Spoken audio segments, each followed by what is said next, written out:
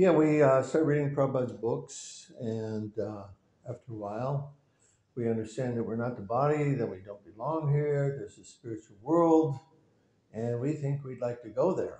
And our ticket is in our Japa bag, our Japa beads, and the chanting of Krishna's name, given to us by Lord Chaitanya Mahaprabhu, the Yuga Avatar.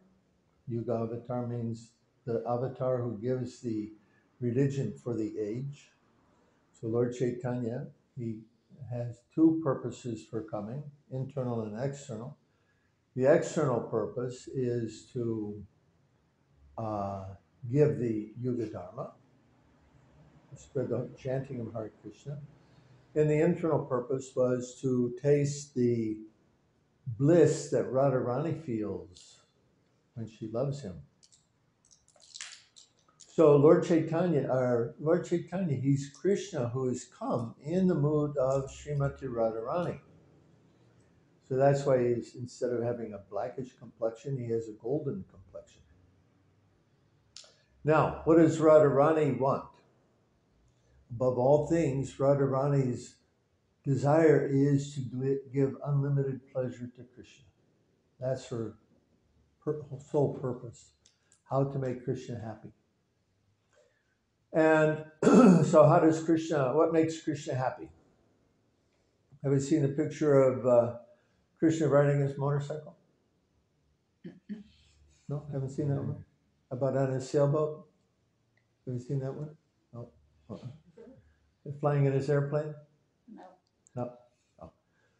Because those things don't give Krishna pleasure. Krishna's pleasure is derived from his loving relationships with all of his devotees. So, in order to give Krishna more pleasure, Radharani desires that more people can come to the spiritual world and have wonderful, loving relationships with Krishna. And so, Lord Chaitanya coming in the mood of Radharani means that he wants to attract all of the fallen conditioned souls to come to the spiritual world and enjoy eternal loving relationship with Krishna. So, now, the question is, how do we get there from here? Because it's not that easy, because we are conditioned souls. We're conditioned by a material concept of life, by many lives in this world of sense gratification and misdirected desires. And so, although we are pure spirit souls, we need to uncover or purify ourselves from all of our material conditioning and material concepts of life. And it's a bit of a challenge to do that. So Krishna, he came 5,000 years ago, and he gave also the Yuga Dharma at that time. As Krishna says in the fourth chapter of Bhagavad Gita, that in order to annihilate the miscreants and to establish the principles of religion, I add that myself millennium after millennium. So Krishna came and he gave the religion, but it's not well understood. So Lord Chaitanya came to explain it and to demonstrate by his own behavior what it is. Previously, in the Vedic system, everyone they were following what's called the Karma Kanda section of the Vedas. That means Dharma, Artha, Kama, Moksha. They would follow the principle of religion, Dharma, in order to get wealth, Artha, to enjoy, Kama, and then at the end of life, renounce it all to get moksha or liberation. So that was the system for a long time. And in the beginning of Bhagavad Gita, you hear Arjuna complaining to Krishna about disrupting this whole system. That's why he doesn't want to fight. He doesn't want to kill all the men because the family traditions will be lost. that family tradition. Very simply, the sons, they would, after the father would die, the oldest son would make a specific offering so that the father could go to heaven. You all know all this, yeah? And uh, and as long as this is continued by son after son after son, all the forefathers, they can stay in the heavenly planets. But if that's broken, if that's stopped, all the forefathers, they have to come back down to be reborn again. Ah. So Arjuna, understanding that, he's saying, yeah, we're going to kill all these men and, everything's going to be lost like that. So it's true, that's what happened. But Krishna wanted the battle anyway. That's another topic. So Krishna, what he gave us in Bhagavad Gita is the process of devotional service instead of dharma, artha, kama, moksha. And Krishna explains there that those who want to follow the Vedas are less intelligent. There's a better way of going about this process of liberation, and that's through my devotional service. So that's one of the overarching themes of Bhagavad Gita. And Krishna explains a lot about that. And specifically, he goes into some detail explaining how we become free from how we become free from the dictates of the senses, because most people are controlled by their senses, and how we become free from the dictates of the mind. So we are composite beings, right? We have the gross body and the subtle body, but most people don't understand that. They think they are the body, and the mind is a product of the brain. The brain somehow generates all the mental activity, but this is not correct. In Bhagavad Gita, Krishna explains that there's subtle energies, which are mind, intelligence, and false ego. So there's the mind and the intelligence, which are very, very subtle, and one can only distinguish between them by their function. So one has to understand the function of the mind and the function of the intelligence. So, so Krishna is going to explain in the 6th chapter of Bhagavad Gita how to bring the mind under control. And we're going to begin with text number 4. If you have your Bhagavad Gita, you can open up to 6.4.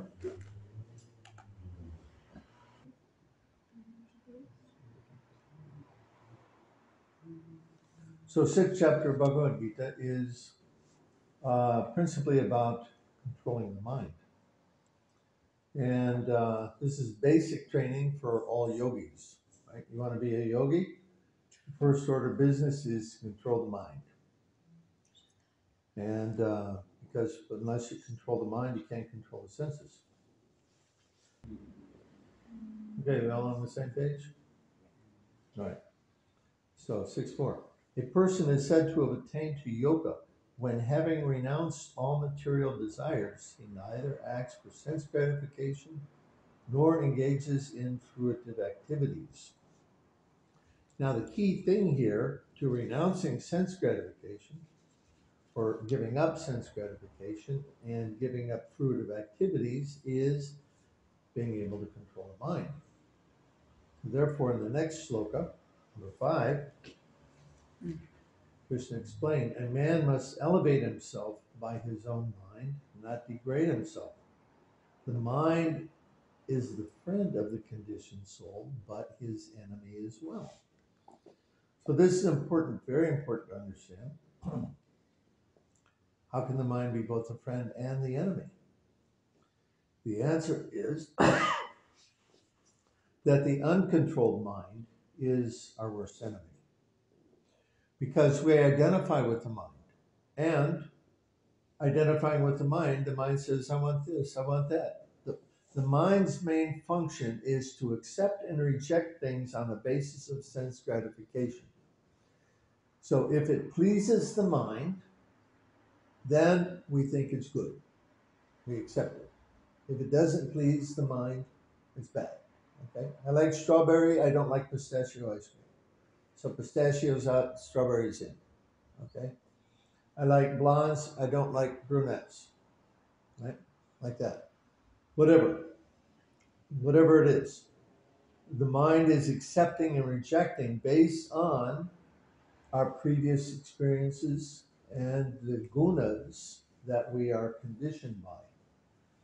We won't go into the details about gunas now. But if you read spiritual economics, you know about gunas, right? Yeah. Okay. So, the controlled mind is the best friend. And Krishna is going to explain why in the next sloka. So controlled mind means, but controlled for what? There's a specific purpose with which I'm living my life, and I'm going to focus on that at the exclusion of all of the different kinds of sense gratification that come my way. So control the mind to keep it fixed on Krishna consciousness, and so that we can achieve the final goal. Now, when we've got the mind under control, in the next sloka, text number 6, Krishna explains the result. For he who has controlled, for him who has conquered the mind is the best of friends. But for one who has failed to do so, the mind is his greatest enemy. Continuing in number 7, for one who has conquered the mind, the super soul is already reached. Now, this is our preliminary goal as bhakti yogis. Okay? We say our ultimate goal is to go back to Godhead.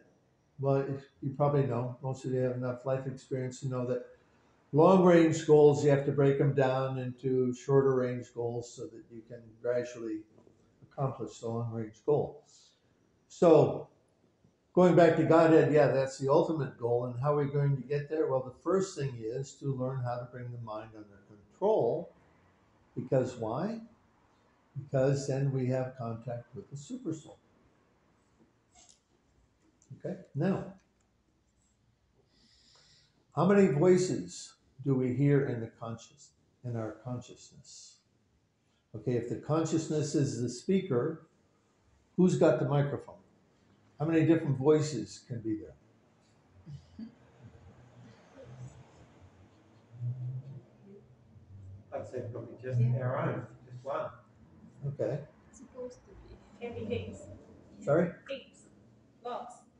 Lots. Such as?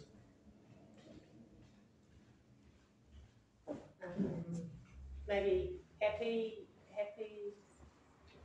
Voices. sad, So sad voices? Or? voice means who's speaking. Oh, okay. Okay.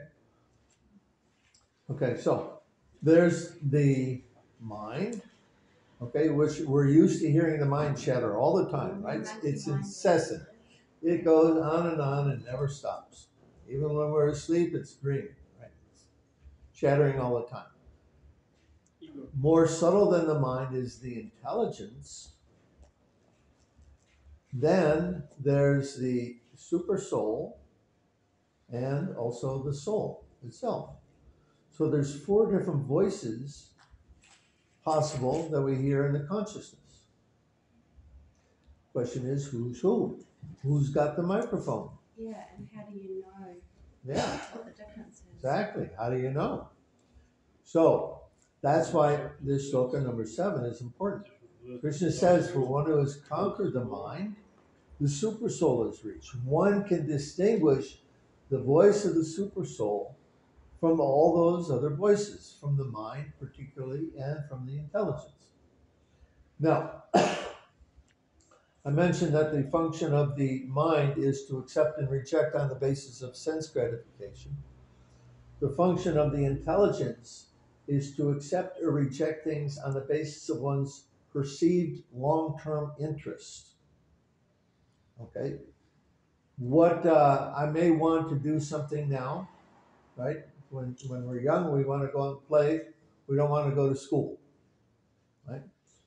When we get a little older, we understand, okay, I've got to get through school. I've got to educate myself. Okay. So that's intelligence. Intelligence is saying, put off your sense gratification for now so that you're going to get a greater benefit in the long run. That's the intelligence. Now, when we understand this, then we have the challenge of becoming introspective so that we can observe what's going on in the mind and understand who's speaking, who's got the microphone. Is this my mind talking? My worst enemy? Have I conquered the mind yet? If not, he's still my worst enemy. I better not listen to him. Is it my intelligence speaking? Is it the super soul speaking? So this is what we want to do. Our preliminary goal is to conquer the mind so that we can discern the voice of the super soul. Okay. Now, what does the super soul say? Well, Krishna's our dearmost friend. And, like a good friend, he'll give advice about various things. He may say, take your umbrella with you today, it's going to rain. And we don't recognize, well, that's not super soul. That's got nothing to do with Bhagavad Gita. We say, what? Then you don't want to carry around your umbrella, so you leave it at home. And sure enough, later on, you're caught in the rain. Oh, that was super soul. That was my friend, the super soul. Huh? So super soul can give us any kind of helpful information. And the bona fide spiritual master is one who has contacted the super soul. That's one of his qualifications. He's in contact with the super soul so that he can act as the external representative of the Lord. The super soul's in the hearts of all of us, but we can't hear him. We can't figure out if it, we just think, oh, it's my mind. And we accept or reject whatever we, whimsically. But the bona fide spiritual master, he can discern the voice of the super soul. And particularly for the disciple, he acts as the external manifestation of the super soul to give guidance what to do. I'll give you a little anecdote for that. Prabhupada was one time speaking with a college professor, and Prabhupada told him, Krishna tells me what to say. So one of Prabhupada's leaders was there with him, and he tried to correct Prabhupada. And he said, well, what Prabhupada really means is Krishna gives him the intelligence what to say. And Prabhupada said, no, Krishna tells me what to say. Okay? And there's some, you hear devotees, if you listen to the memories of the devotees about Prabhupada, you'll hear a number of these. And one of my favorites is Giriraj Maharaj. Before he became a devotee, he was just starting to come to the temple. He was in Boston, and Prabhupada came to Boston, and so he had a car, and the devotees asked him to give them a ride to see Prabhupada speak. And so he did, and after Prabhupada gave his lecture, Prabhupada took questions. Normally he didn't do that, but this time he did. And so Giriraj had a question, which unfortunately I don't remember exactly what the question is or was, but it's not that important. It's the answer that's important. So Giriraj, he was trying to become a yogi, right? Trying to be spiritual, whatever that meant. And so he had on his bathroom mirror a sticker that he would see every morning when he got up, go into the bathroom. It said, "You are God." Okay, so that's what he was, trying to figure out. And there's a lot of impersonalists. They teach like this. We're all God. Okay. So Giri Rashi asked his question of Prabhupada, and again, the question is not so important. The answer that Prabhupada gave is what convinced him that Prabhupada was his spiritual master, because Prabhupada's answer was, well, that depends on whether you want to try to be God or you want to serve God. So immediately, Giri, I said, immediately I understood this person, he's my spiritual master. So why did Prabhupada say that? Well, Krishna tells him what to say, and he would say it. There's a number of examples. I haven't given this lecture in quite a while, so I don't remember them. But there's a number of examples like that where Prabhupada would say things, and the devotees would say, well, it seemed like Prabhupada could read my mind. Well, no, he wasn't reading the mind, but he was in contact with the super soul, and he would say what Krishna told him to say. So, this is where we want to come. We want to come to the point of bringing the mind under control so that we can discern the voice of the super soul. Now, the second part of this shloka explains the result of that. And to such a man, happiness and distress, honor, heat and cold, honor and dishonor are all the same. Okay? Happiness, distress, heat and cold, honor and dishonor, they're all the same. Well, how can that be? Heat and cold, you put your hand in a bucket of hot water, the other hand in a bucket of cold water, and they're the same, right? No. What do these things represent? They represent the dualities of this world, okay, of which there are many, many, many dualities, right? What I like, what I don't like, man, woman, up, down, black, white. Okay. Usually because the mind is accepting and rejecting on the basis of sense gratification, we see the duality and we choose the one that pleases the mind. We reject the one that doesn't please the mind. However, once one has contacted the super soul, this duality goes away. Why?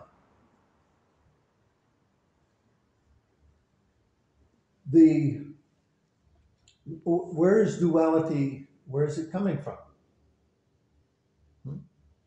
Okay, I just told you. Duality is coming from the mind, right? It's we created. It's not that we come into a world of duality, but rather in this world, we create duality because I like this and I don't like that. We can't enjoy everything, so we accept some things and we reject others. We create the duality that we struggle with. And most people are thinking, I'll get the happiness without getting the distress. Impossible. We can't do it. They're two sides of the same coin and they go together because they're opposites of the duality. So, how to become free from duality? To bring the mind under control so that the mind does not see the world in terms of my sense gratification, but we see the world in terms of everything belongs to Krishna. It's for his pleasure. So therefore, this thing or that thing, they're all for Krishna's pleasure. And the duality then goes away. We're free from this hankering and lamenting, happiness and distress that everybody in this world struggles with. So this is why bringing the mind under control is basic training for all yogis and particularly for bhakti yogis. Now, how do we do that? We have a process for that. What's it called? Chanting. Chanting. More specifically? Chanting Hare Krishna. More specifically? Actually, I am devotee Rama. Huh? I am chanting Rama. What do you mean? Chanting. Rama. Rama. Yeah. No. Okay. What's our process for? Devotion and service. That's part of it, but that's not the end. That's not how we control the mind. Yeah. Meditation. Huh? Meditation. Meditation. Yes. On Yeah. I'm calling on what? Japa. Japa. Japa. Japa is our process for learning how to bring the mind under control. Okay? So we have to understand that's what japa is for. That's what we're trying to do during japa. Okay? Now, depending on how devotees come to Krishna consciousness or what they learn, they have many different ideas about what japa is for, but the idea is japa is a meditation. Okay? So, Krishna explains in Bhagavad Gita that the senses, the mind, and the intelligence are the sitting places of lust. This lust in this case means material desire. Okay? So the senses, we purify them by positive activities of devotional service. We engage our active organs in cleaning Krishna's temple and cooking food, offering it to the Lord, and so on like that. We purify the intelligence by hearing Srimad Bhagavad Gita and Srimad Bhagavatam. And we purify the mind by meditating on the sound of Krishna's name while we chant japa. Okay? So, now later in the 6th chapter, Arjuna is complaining to Krishna. It's not possible to control the mind. So it's easier to control the wind than it is to control the mind. But Krishna replies, what? Anybody know? It's possible by Suitable practice and detachment. be more specific. Suitable practice, that's the abridged Bhagavad Gita, the adulterated Bhagavad Gita. Krishna, in the original Bhagavad Gita, Krishna says, by constant practice and detachment. Okay? Constant practice. So that means one is always endeavoring to control the mind. Okay? Whether it's chanting, whether it's while you're doing japa, meditation, or otherwise. Right? You have to control the mind, you have to control the senses. So constant practice and by detachment. Now,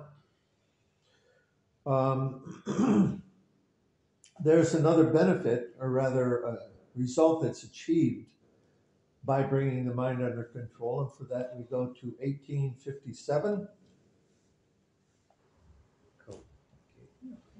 Okay. Krishna says, now this is chapter 18, the conclusion of the Bhagavad Gita. Krishna's gone through a whole lot of stuff. So this is, now we're getting to the end of kind of a summary and a wrap up. Krishna says, in all activities, just depend upon me and work always under my protection. In such devotional service, be fully conscious of me. Be conscious of me how? As a super soul. Be conscious. Prabhupada calls it the International Society for Krishna Consciousness. That's what we want to do. We want to become Krishna conscious. Conscious of Krishna in the heart, to where we can hear him and be guided by him. Okay? Now, in the next sloka, Krishna explains the result if we do that. If you become conscious of me, you will pass over all the obstacles of conditioned life by my grace. If, however, you do not work in such consciousness, but act through false ego, not hearing me, you will be lost. So, Krishna is our eternal friend and guide, and he will help us to overcome all the obstacles of conditioned life if we hear him and then And we have to surrender. Are we going to do what he says? Take your umbrella today. Nah, I don't want to get either.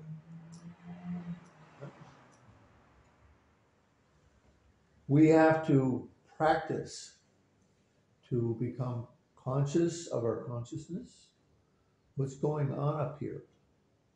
Who's talking? What are they saying? Is it my enemy mind? Do I have my mind under control? Is it the super soul? So this takes practice, and that practice is Japa meditation. Okay, this is part one, theory, and we're going to get into practice. So, any questions so far?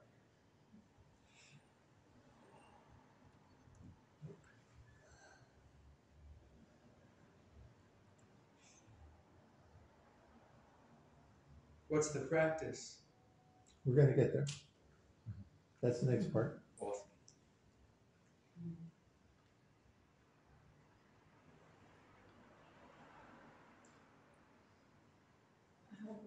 Why is it that sometimes when, I guess because we can't discriminate, but sometimes when Super Soul is giving like good advice, that we don't take it?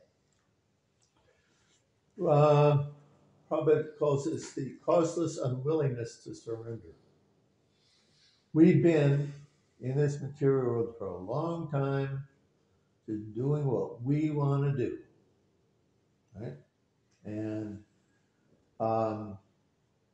so we're conditioned in that way.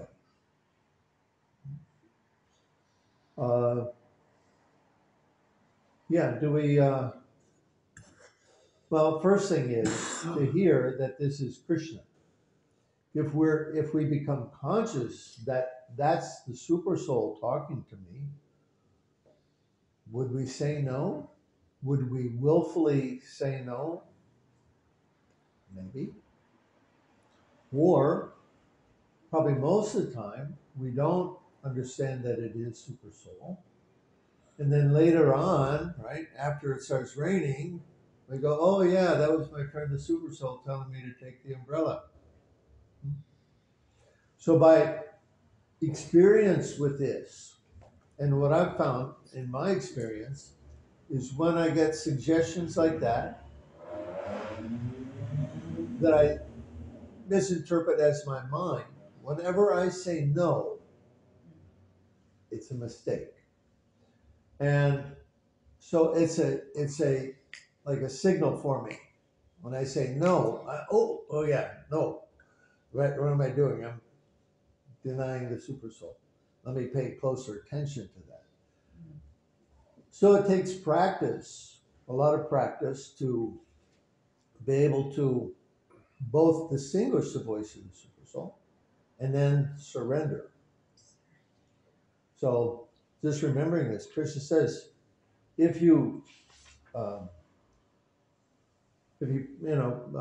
become conscious of me, you will pass over all the obstacles of conditioned life by my grace. You got it made.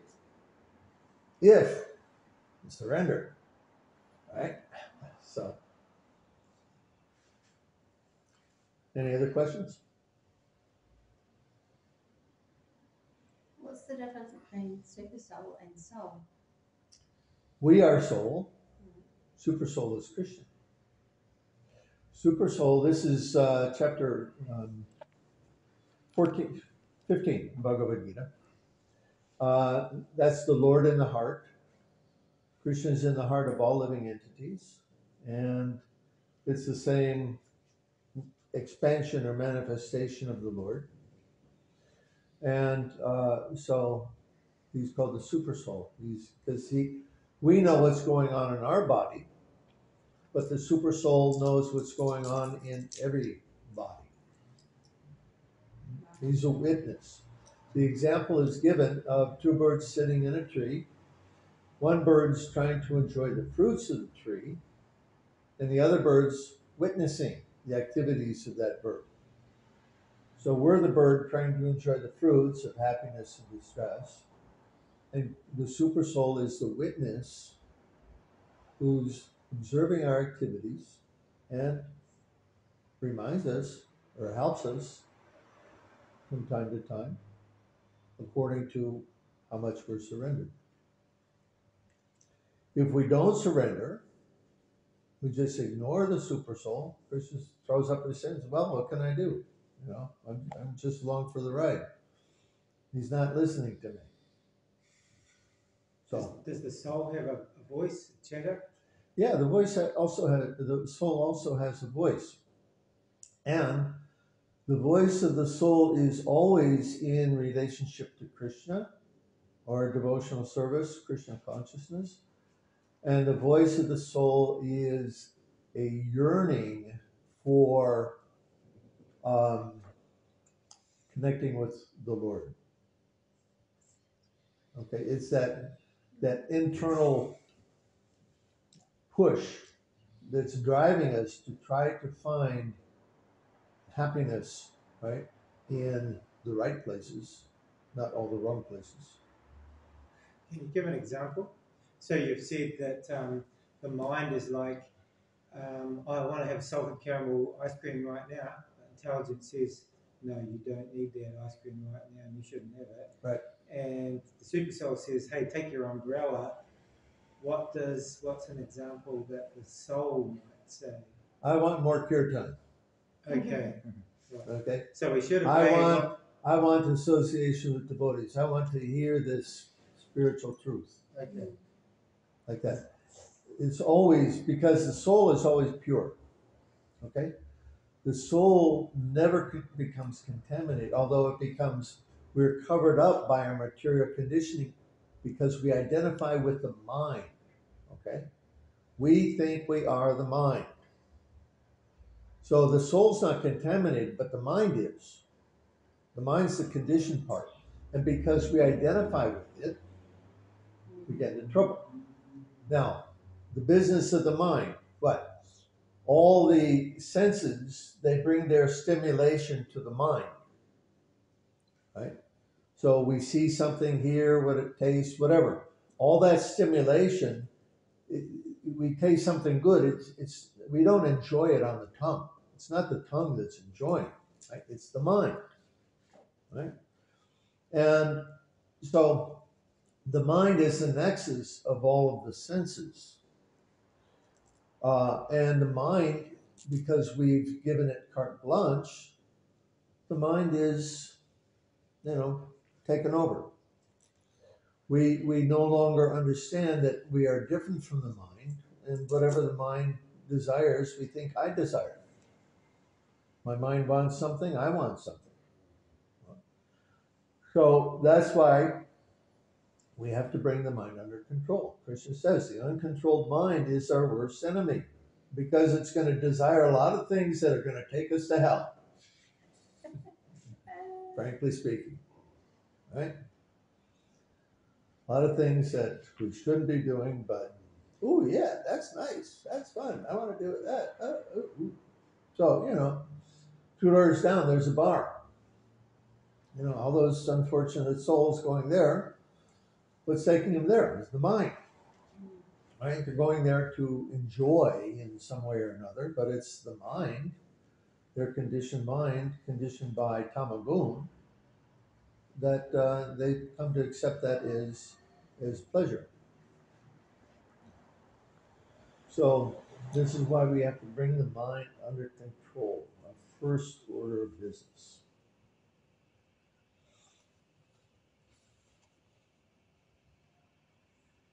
Thank you for asking that question. Thank you for answering. Anything else? What about like something like if all souls are pure, how does that work with like demons? Are they pure but they've just Same thing. fallen from grace? Same thing. Krishna says in Bhagavad Gita, everyone follows my path in all respects. So that path, every path has two directions. That path is to Krishna and away from Krishna.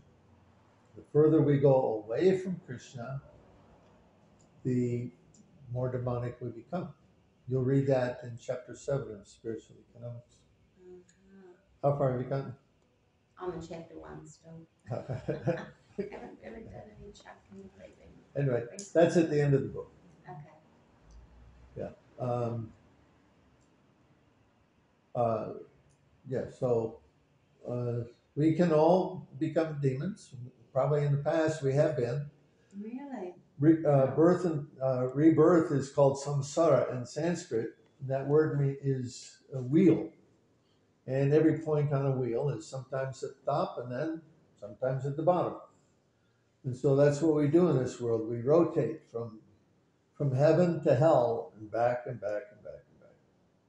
Mm. That's what we're doing. So we have the opportunity in this lifetime, since we've taken up devotional service, to make that wheel stop and get out of here. And Japa is the important means to do that. So let's talk about Japa. Prabhupada explains that one should chant the Hare Krishna mantra very clearly with the help of the lips and the tongue. And you won't find many devotees doing that, unfortunately.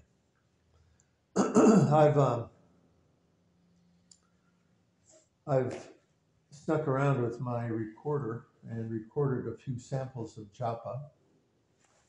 So I'll give you some example of that.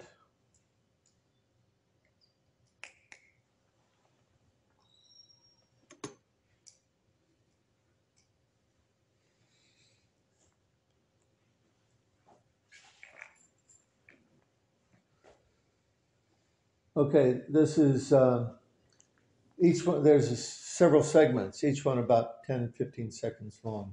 Okay, now listen to each of these samples and see if you can hear the words Hare Krishna, Krishna Krishna, Hare Hare, Hare Rama, Rama Rama, Hare Hare. Okay. Let me make sure that this is.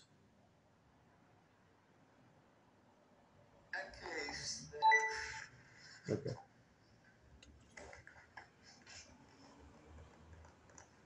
Today we're going to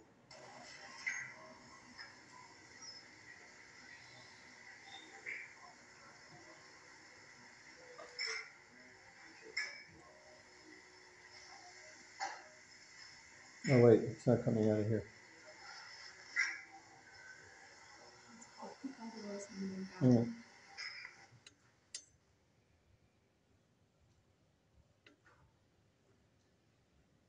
Oh, that's probably shut off. Mm.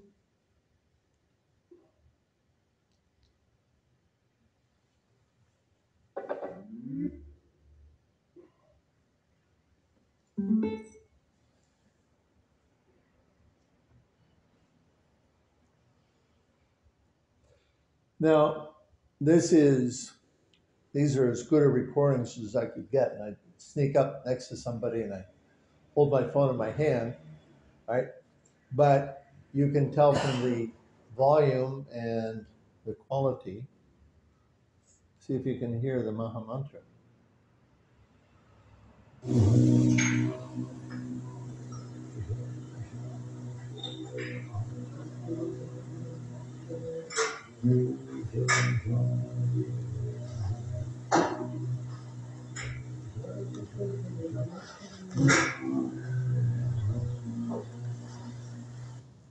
Now, what happens generally for many devotees is they're not conscious of what they're doing. They're not practicing japa as a meditation. And so they get in a habit, some particular habit of a way of saying the mantra. And like I say, I recorded these because they're examples of, I stand next to them and I can't hear Hare Krishna. Now, if you can't hear Hare Krishna, how do you meditate on the mantra? Okay, now, again, the mind is purified by association with Lord, right? In the sound of his holy name. If we don't say the holy name, how are we associating? Okay? Or let's put it this way, to the degree of the quality of our pronunciation and meditation on that sound, we can make progress or not.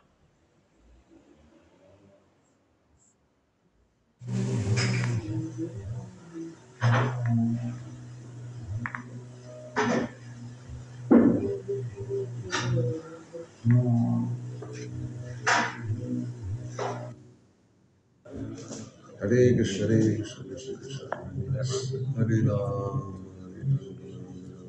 Hare Krishna, Hare Ram,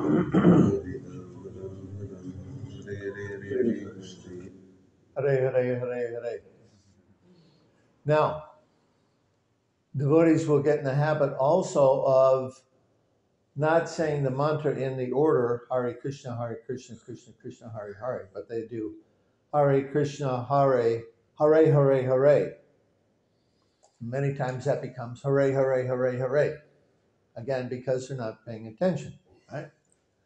So, and you can hear this often, 4 hoorays in a row or 4 Krishnas in a row or whatever.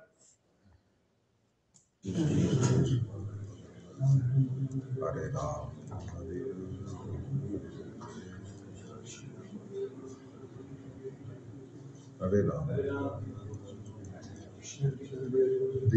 Krishna,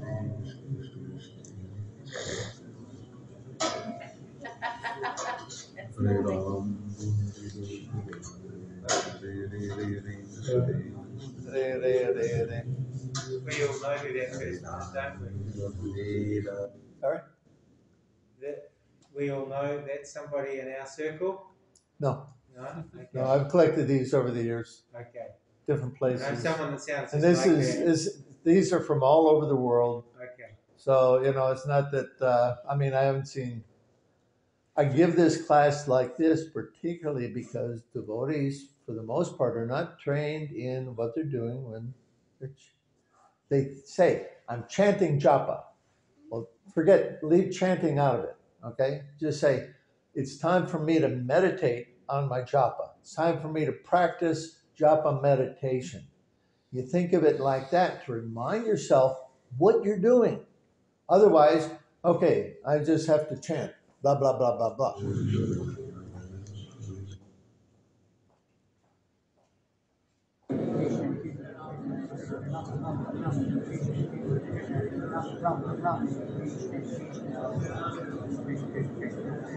Rama, Hare Rama, Rama Rama, Hare Krishna, Krishna Krishna, Hare Hare, Hare Rama, Hare Rama, Rama Rama,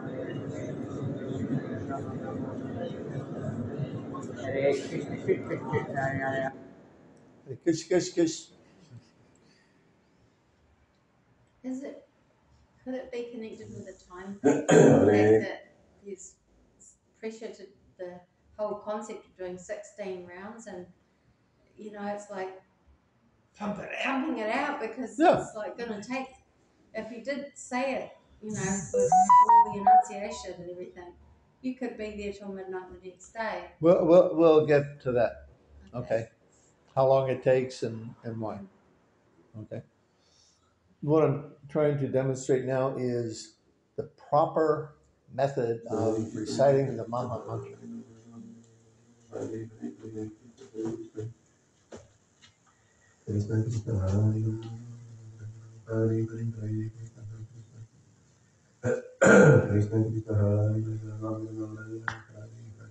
Yeah, the second part. Hare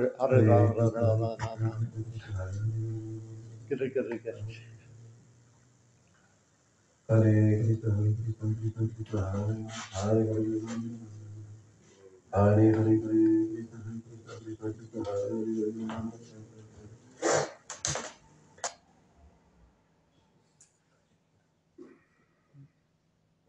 Mama Mama Hare, Mama Hare, Mama Mama Hare. I remember this devotee. And I sit next to him during Japa, and it sounded like he was chanting Obama, Obama.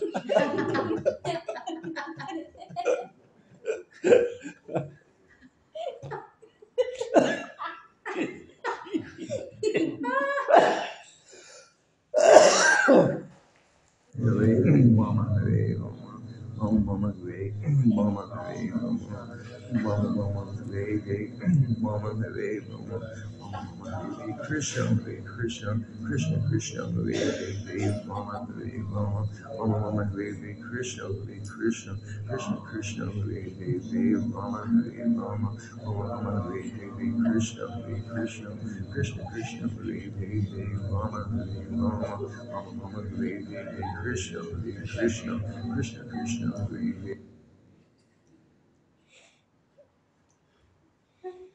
Hare Krishna, Krishna, Krishna, Hare Krishna, Krishna, Krishna, Hare Krishna, Krishna, Krishna, Hare Krishna, Krishna, Krishna, You see, he's in a habit. He's just in a habit of how he's saying the mantra. Hare Krishna, He's Krishna, just, Krishna, Hare Krishna, Krishna, Krishna, Hare Krishna, Krishna, Krishna,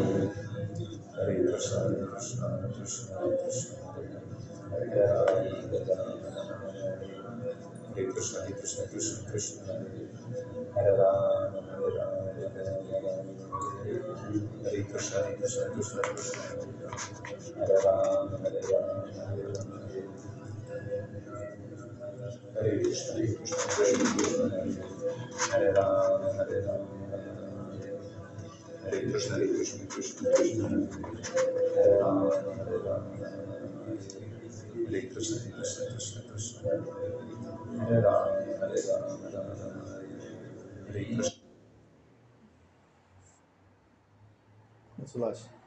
Okay, so some of those were not bad, and but some of them were, to my ear, difficult to hear the Maha Mantra.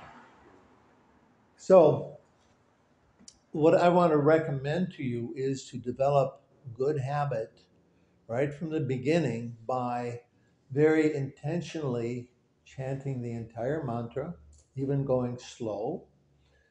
And what I recommend is a few 5 or 10 minutes of what I call exercise japa, exaggerating this movement of your lips and tongue. Hare Krishna, Krishna Krishna, Hare Hare, just to get used to moving your jaw and your tongue. Otherwise, you'll see sometimes the jaw doesn't move and the tongue's doing all the work. So you're going to,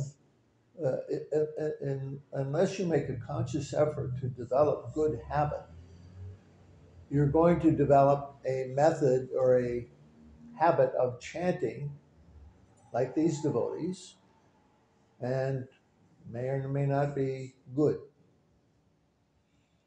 I recorded another one, it's not on that group, and I played it back to the devotee. He says, "That's my japa."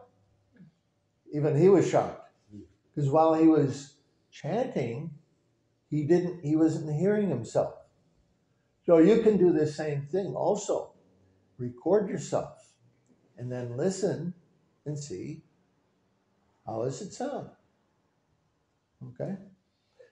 So there's different things that will take more time. Generally, okay, again, what I recommend, you start slowly, very purposely enunciating all 16 words. Okay, Hare Krishna, Krishna Krishna, Hare Hare, Hare Rama, Hare Rama, Rama Rama, Hare Hare. In time, or let's say after some while, your speed will increase. But if you do it like that, you'll develop a good habit of saying all 32 syllables. Okay, and that's what we want. All 32 syllables, especially the hares. Sometimes they come out just har har, or Rama comes out ram ram. So practice enunciating clearly, and even though it's going to take more time, you develop the good habit of doing that. And in time, it will speed up. Now, how long should it take? My Japa takes me about 2 hours and 15 minutes. And that's been for years, but I've practiced what I'm telling you. And a long time ago, I set out to make it very clear, right? My Japa. So I used to do it, finish my rounds in 2 hours, but after I started enunciating clearly, it took 15 more minutes. The other thing that's going to determine how long it takes is how loud you chant and how often you breathe. So if you chant louder, it takes more air and you have to breathe more. Simple. And if you chant softer, you can chant more mantras in one breath. So I try to chant 3 or 4 mantras in one breath. And I have some aids that I use. One is an interval timer. Now, what happens is we start chanting, even if we're enunciating clearly. What happens is the mind wanders away, right? And Arjuna asked Krishna about this too, and Krishna replied, it's possible to bring the mind under control by what? Constant practice and by detachment. So that means you have to let go of whatever the mind's thinking about, which is so important that I really want to think about that thing. Let it go. And to help you with that, you sit down with a recorder or a pad and a paper, paper and pencil. So because when you're chanting, you relax. And so things will come up. What do you got to do today? Okay, write it down. Then you can forget about it. Okay, let that go. But oftentimes, I remember one time I was outside, I was chanting. Generally, I chant with my eyes closed because wherever the eyes go, the mind goes with it. I remember being outside and I saw a bird on a roof. And from there, my mind went all over the place. Probably, for 5 minutes, it was gone thinking about this thing and that thing, how all the connections, right? Bird and this and that. And then after a while, you come back and go, where was I? Oh, yeah, The tongue's going, right? Hare Krishna mantra is coming out, but the mind's not there hearing it. So the mind doesn't get any benefit, any purification of associating with Krishna through the sound of his holy name. So there's some techniques that help. One, if like I say, I've closed my eyes.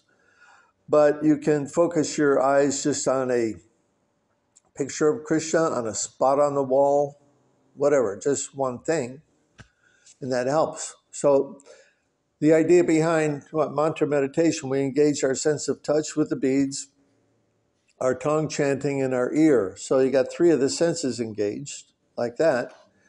But then the eyes will carry away your consciousness.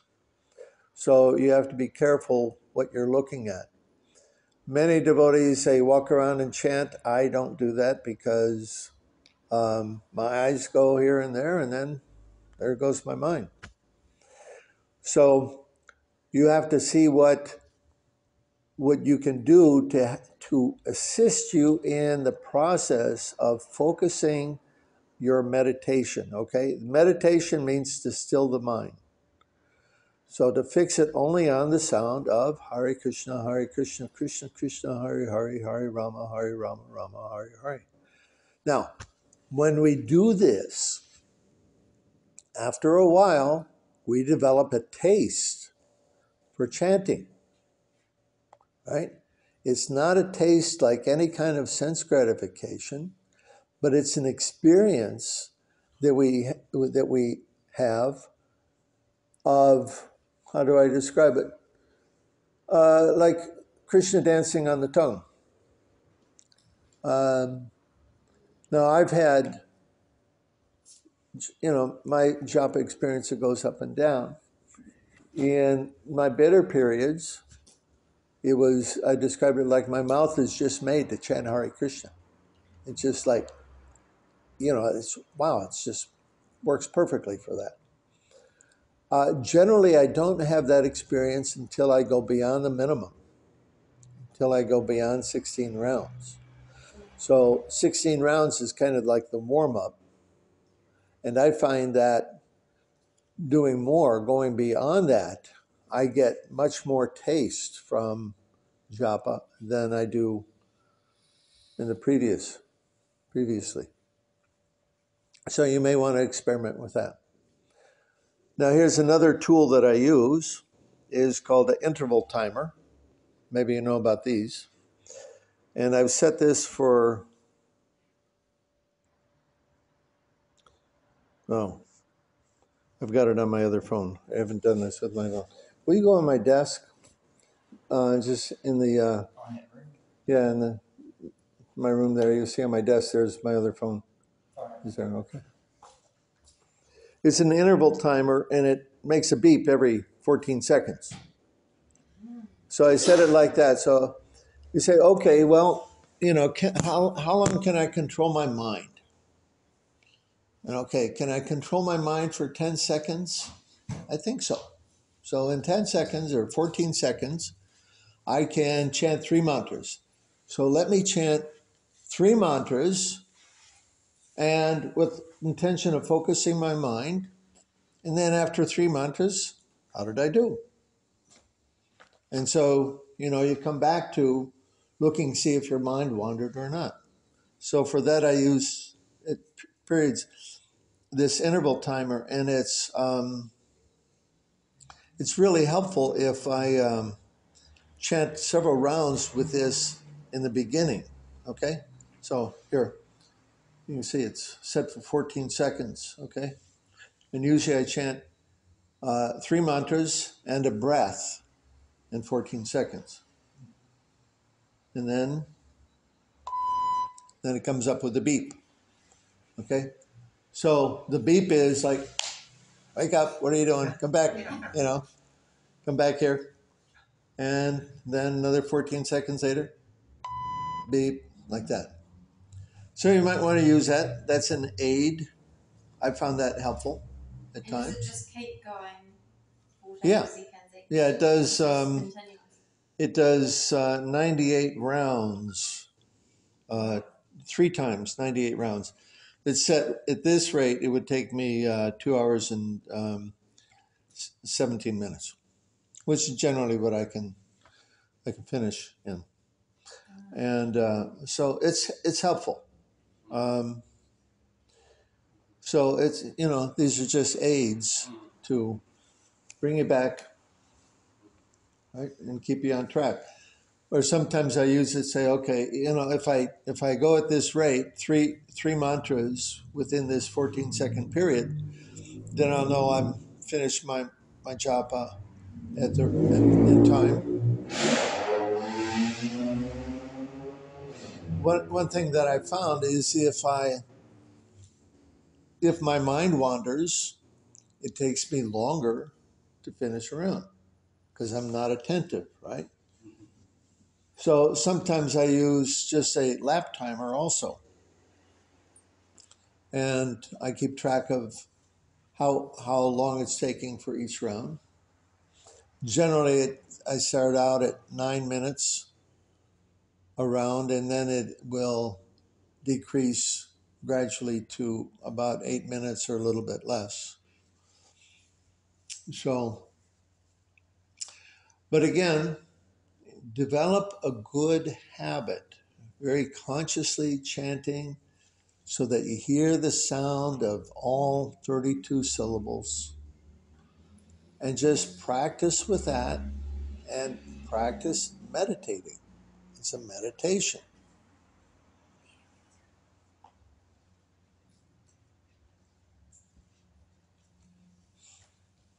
Okay. Any questions?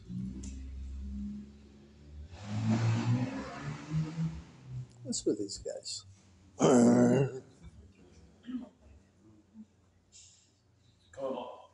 I do 16 rounds and it takes me about 4 hours because I slow it right down. Nothing wrong with that. I go slow and that works for me. Yeah, fine. Whatever works. You're retired. You don't have to go to work, but those who are pressured by work obligations, their sadhana, has to fit around their work. So it's more challenging for them. But nothing wrong with taking longer. No?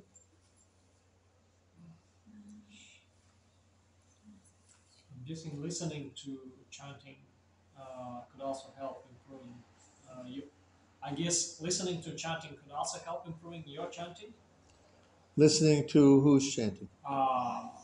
Like Prabhupada's. Okay, in that regard, a lot of devotees, they like to put on Prabhupada's Japa tape during Japa. And Prabhupada was on a morning walk in Bombay with Giriraj Maharaj, who was in charge of that temple. And they came back from the morning walk during Japa, and Prabhupada's Japa tape was playing. And he asked him, "What's that?" And he said, "Well, sometimes the devotees, they like to listen to your Japa during Japa period." And Prabhupada said, "No, they should listen to their own Japa during Japa period.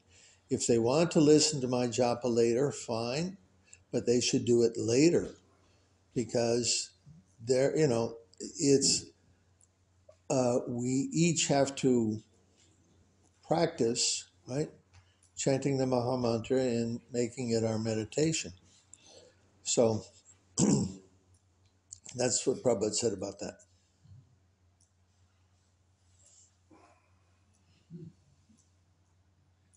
Okay? Yes. You're making that face like. No, just something to consider. I'd say once I found on podcasts of Prabhupada's chanting, right? And I thought he would generally chant as you suggest, like he would chant, very clearly, like every syllable and like quite. Well, some of those recordings, they take one mantra where Prabhupada chanted like that and they just loop it. And for me, it's a broken record. I don't like it. The original Japa tape from Prabhupada was not that. And sometimes the mantras are more clear than others. But yeah, generally Prabhupada's Japa he was very clearly enunciating all 16 words. Now they've added Shanai to it and all kinds of other things. So Anyway, but again, not during your japa. If you were to do japa just inside your head and not actually say it, that doesn't count? I'm sorry? If you were to do your japa just silently inside your head, does that not count? You can do it like that, but again, the idea is, to hear the sound of Krishna's name. Okay, and Prabhupada instructs us one should chant carefully with the help of the lips and the tongue. So one can do that, and devotees have gotten into all kind of permutations like that. One time in West Virginia at New Vrindavan, all the devotees, they were doing silent japa. That's how their leader Kirtanananda Swami was starting to do, and so you walk in the temple room during japa period, and there was absolute silence. It seemed so strange. But no, Prabhupada, he doesn't instruct us like that. He's our acharya, right? We follow what he says, and then we can get the result. Sometimes, say like if you're ill or something like that, your energy is low, whatever. Yeah, of course you can chant like that, okay? But it's not, it shouldn't be your regular habit.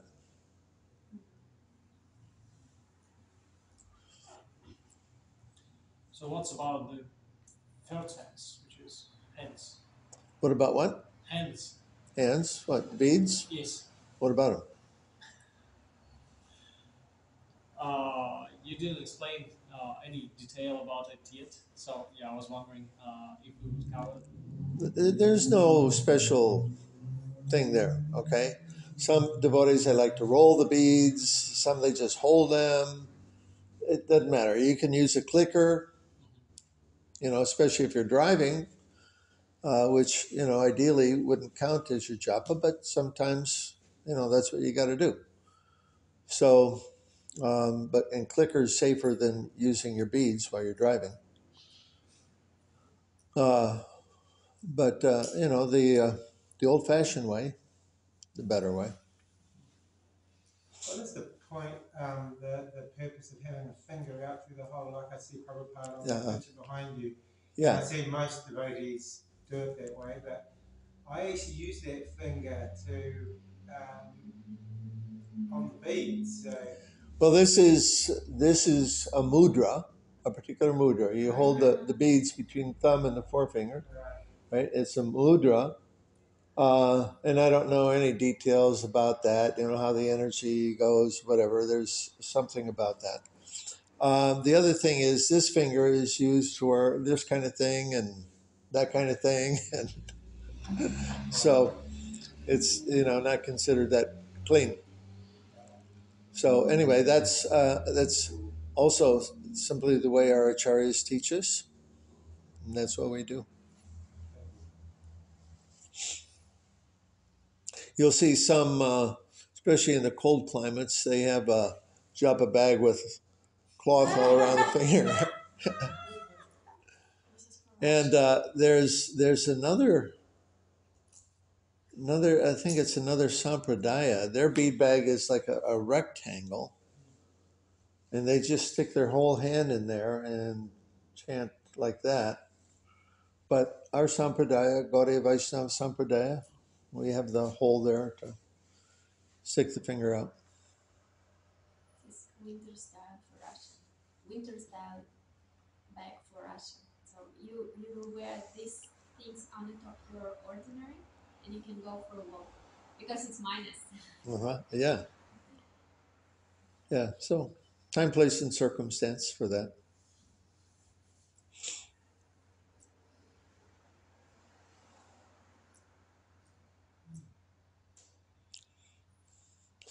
So please develop good habits and practice meditation. Think of it, now it's time for me to practice meditating on Krishna's name. So give up this words chanting japa, take that out of your vocabulary. and say, time to practice my meditation. By meditating on Krishna's name, the mind becomes purified and the mind comes under control.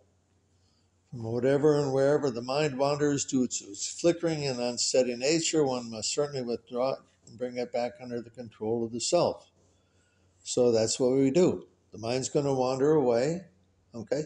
The first thing you'll see, most of you have a lot of experience already, but for many devotees, their first, they go through different stages. First thing is they fall asleep during japa. The next thing is they are prey to distractions, that the mind very easily becomes distracted by something or another and then goes off. Then the next stage is that they become conscious of bringing the mind back under control to hear the mantra. And then the next stage is where the mind automatically comes back to hearing the mantra, even if it's been away somewhere, and one becomes even unconscious how the mind is returned. And then the next stage is pure meditation. So you can see where you're at in terms of your progress from that, whether you're, distraction stage, sleeping stage, whatever. Okay. All right. Well, thank you very much for participating here tonight. And please put this to work and meditate attentively on the japa. Hare Krishna.